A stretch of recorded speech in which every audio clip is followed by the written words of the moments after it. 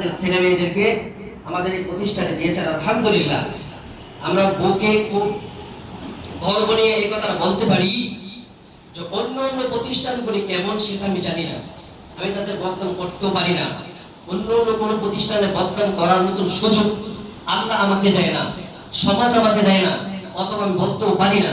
আমি এটা পারি, এটা জানি, আমি যেখানে আছি, আপনারা যেখানে আছেন, এই প্রতিষ্ঠান অনেকটাই সচেতনমূলক।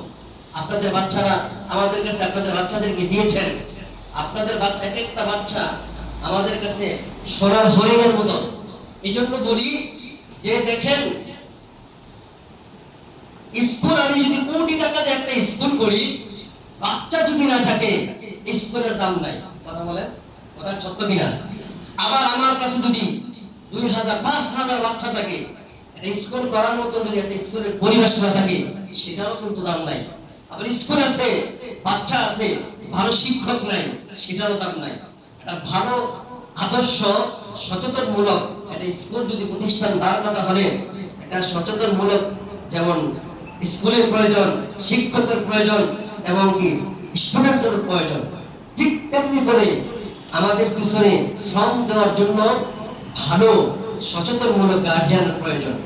কিন্তু আমাদের সমাজ এতটা উপরে চলে গেছে, আমাদের ডিজিটাল যুগের সমাজ এতটা উপরে চলে গেছে যে আমরা আমাদের বাচ্চাদেরকে এত পরিমাণে সচেতন রাখি, যে সচেতন রাখার কারণে আমার বাচ্চাদের ধ্বংস হচ্ছে, সেটার দিকে খেয়াল রাখি না। বলে কেন? আপনারা জানেন, একটা সুন্দর ফুলের মতন ফুটফুটে বাচ্চা সে যখন ধ্বংস হয়ে যায়, তার পিছনে তার গার্ডিয়ানের অবদান। বলে কিভাবে?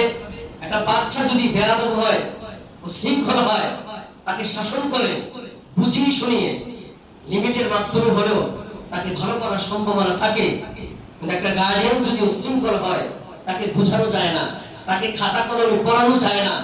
কথা বলেন, একটা বাচ্চা যখন উশৃঙ্খল হয়, বেয়াদব হয়, তাকে আমরা লাঠি দিয়ে, মার দিয়ে শাসন করতে পারি, বুঝাইতে পারি, খাতা কলমে লেখা তাকে বুঝাইতে পারি, জ্ঞানের কোরআন হাদিসের ইলম দিয়ে তাকে বুঝাতে পারি, তারপর আইন দিয়ে বুঝাতে পারি, লাঠি দিয়ে চাষ করতে পারি, তাকে ভালো রাস্তায় আনার একটা লাইন আছে, রাস্তা আছে। একটা গার্ডিয়ান যদি অসচেতন হয়, উশৃঙ্খল হয়, তাকে শাসন করা যায় না, তাকে মারা যায় না, তাকে খাতা কলমে লেখায় বুঝানো যায় না। কথা বলেন, এটা বাস্তব। আমি